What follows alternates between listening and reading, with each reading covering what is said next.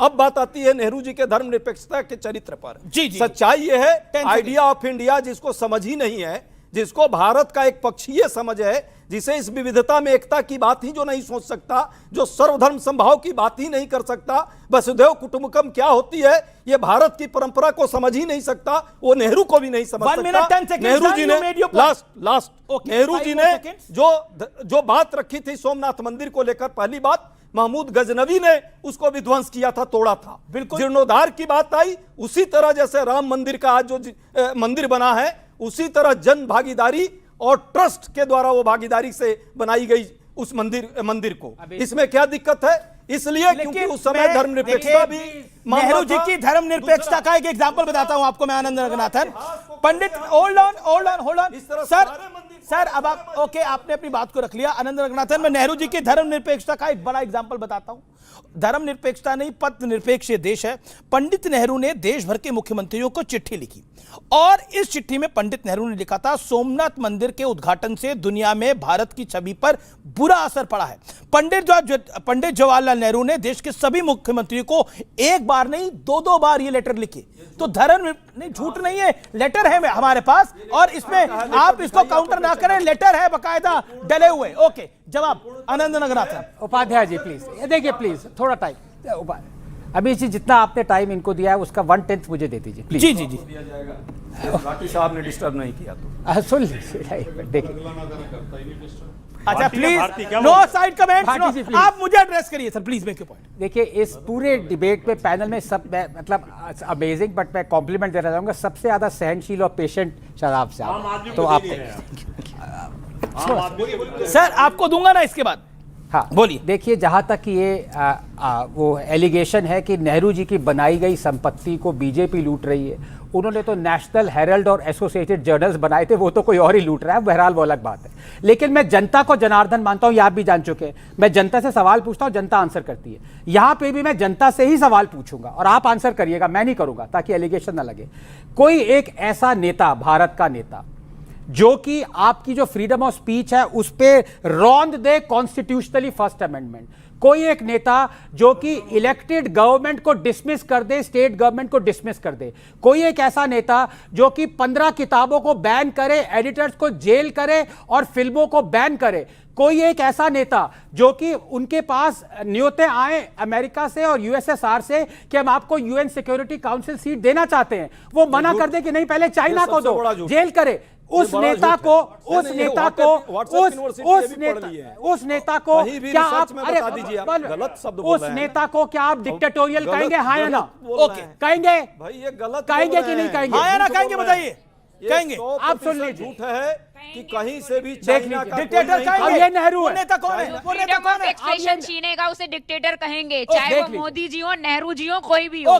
लेकिन बिल्कुल बिल्कुल, हाँ बिल्कुल। अब मैं बोलता हूँ, हाँ बोले। जो मैंने एग्जांपल लिए, जो एग्जांपल लिए, first amendment of constitution, dismissing Kerala government elected, banning books, jailing editors, all those were done by Jawaharlal Nehru.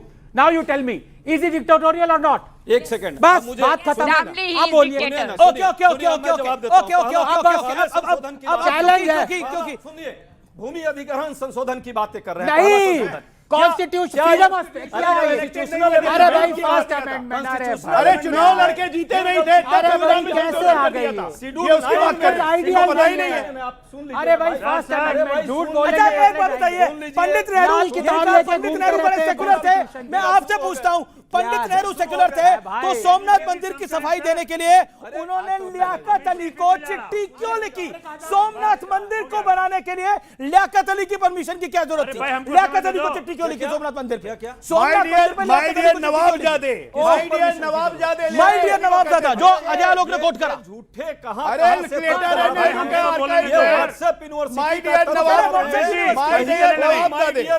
सुनिए, भारत सरकार थे, भारत सरकार ने वो चिट्ठी पब्लिश की, इन्होंने समझौता एलएस बख्शी की किताब बनाई थी, इसीलिए इनको लगता है बंगाल अलग देश है। अच्छा नहीं, पर लियाकत अली को चिट्ठी लिखी सोमनाथ भारती। क्या आपको लगता है कि कांग्रेस के जो पुराने कर्म है वो आगे आ ही जाते हैं? देखिए, नेहरू जी चले गए, अब मुर्दों पे कितनी राजनीति करोगे? आज जो राजनीति है बांग्लादेश में बच्चों आज मोदी जी की दोस्त की कंपनी 100% बिजली जो पैदा कर रहा है झारखंड में, वो दे रहे हैं बांग्लादेश को। ये क्या हिंदुत्व के विरोध है कि नहीं, बताइए मुझे। पंजाब में अदानी क्यों क्या चल रहा है? क्या बांग्लादेश एक पंजाब में सेकंड अदानी क्यों चल रहा है? देखिए, मुझे ऐसे करें, मैं आपको बोलने नहीं दूंगा फिर कभी। अरे ठीक है, ठीक है, क्या है कि बांग्लादेश में हिंदुओं को मारा जा रहा है, तो क्या बांग्लादेश को भारत में पैदा की गई बिजली देना चाहिए? बताओ हाँ या नहीं? नहीं देना चाहिए। दूसरी बात, देशद्रोही है। दूसरी बात, जैसे नेहरू जी पे इल्जाम लगा रहे हैं ये, जब भगवान राम के मंदिर का उद्घाटन हो रहा था तो माननीय मोदी जी ने उस वक्त के राष्ट्रपति रामनाथ कोविंद जी को नहीं आने दिया था, मालूम है आपको? कोविंद जी को नहीं आने दिया वो तो था, खुद ही आए थे। नहीं आने दिया था। ठीक है, एक दलित प्रेसिडेंट होने के नाते उनको इनवाइट नहीं किया। नंबर 2। नंबर 3, मेरे पास एक आज न्यूज आई है कि देखिए, अब मिक्स करें पहले इस टॉपिक को जवाब देते हैं। एक सेकंड, ओके ओके, अब आप टॉपिक सारे मिक्स कर देते हैं। आप मुझे एक बताइए ना, अब देखिए एक डिबेट तो प्रणाली के साथ चलेगी, आपने एक विषय पे बोला, अब आप दूसरा विषय अखबार का ले आए। ओके, अब देखिए, हाँ देखिए, इनको लगता है कि आम आदमी डरेगा जवाब देने से। इससे पहले कि वो अपना सवाल खत्म करे, मैं जवाब दे सकता था। हाँ, जो बांग्लादेश में सवाल पूछा उसका जवाब मेरा है हाँ, और जो मोदी जी ने प्रेसिडेंट को नहीं बुलाया उसका भी जवाब मेरा है हाँ। I agree with both of your question. Okay okay okay okay okay, बताइए। ओके ओके, एक सेकंड, अब बोलिए। सबसे अच्छा, for the okay, first okay. Time आप नेहरू में उलझे, पंडित नेहरू में उलझाए रखना चाहते हैं, देश को आगे नहीं बढ़ाना चाहते। नेहरू जी ने जो गलतियां करी वो करी, अब तो आप आगे बढ़िए। अब आपसे सरकार को इतना समय हो अरे चुका भाई, है। हम तो नेहरू जी की गलतियों को अभी आप ईडी का मिसयूज कर रहे भाई, हैं, हम नेहरू जी की गलती SIR का मिसयूज कर रहे हैं। आप मुझे बोलने दीजिए। हाँ बोलिए। हम तो नेहरू की और इंदिरा की गलती ठीक करते करते यहां तक पहुंचे हैं। अरे। अब सुनिए, अगर उन्होंने गलती नहीं की होती तो हम यहां पहुंचते ही नहीं सत्ता में। पहली बात तो ये। दूसरी बात ये, एक बात बहुत साफ साफ बता देता हूं। राम मंदिर न्यास परिषद ने इनविटेशन दिया था राम मंदिर के लिए। उन्होंने प्रधानमंत्री को भी न्योता दिया था, मोहन भागवत जी को भी दिया था, योगी जी को भी दिया था। प्रधानमंत्री मोदी ने किसी को न्योता नहीं दिया था, उनको खुद न्योता मिला था, तब गए थे जी। इसलिए गलत बात मत बोलिए कि राष्ट्रपति को नहीं बुलाया, उसको नहीं बुलाया। अच्छा, मेरा जो सवाल था उसका जवाब, नेहरू जी की बात कर आप कब तक आगे बढ़ते रहेंगे? राहुल गांधी को टारगेट करके कब तक आगे बढ़ते रहेंगे? राहुल गांधी को टारगेट करने की क्या जरूरत है? वो तो खुद अपने आप को वो टारगेट तो करते हैं। बीजेपी की तरफ से बैठ कर। राहुल गांधी कहां से आ गए? कहां नेहरू, कहां राहुल गांधी? अरे ये लेगेसी खड़ी है। देखिए, प्रधानमंत्री एक इंस्टीट्यूशन होता है। प्रधानमंत्री पर आप कहते हैं नेहरू जी ने कुछ भी अच्छा नहीं करा। नहीं, एक सवाल है मेरा। मैं ऐसा नहीं कह रहा हाँ, हूं, फिर- ऐसा नहीं कह रहा हूं कि कुछ फिर- भी अच्छा नहीं फिर- किया। मैं कह रहा हूं प्रधानमंत्री एक इंस्टीट्यूशन होता है। हमारी धार्मिक समृद्धि जो है, हमारी संस्कृति जो है, वो उसको विश्व में फैलाने का काम सबसे पहला किसी का होता है तो देश के प्रधानमंत्री का होता है। नेहरू जी ने ये काम नहीं ओके, किया, ओके, मोदी ओके। जी कर रहे हैं। अच्छा, एक बात बताइए, कांग्रेस कंफ्यूज है ईडी को लेकर, क्योंकि आप जब केजरीवाल जी को गिरफ्तार किया जाता है, तब जब केजरीवाल केस बनता है तब आप ताली बजाते हैं।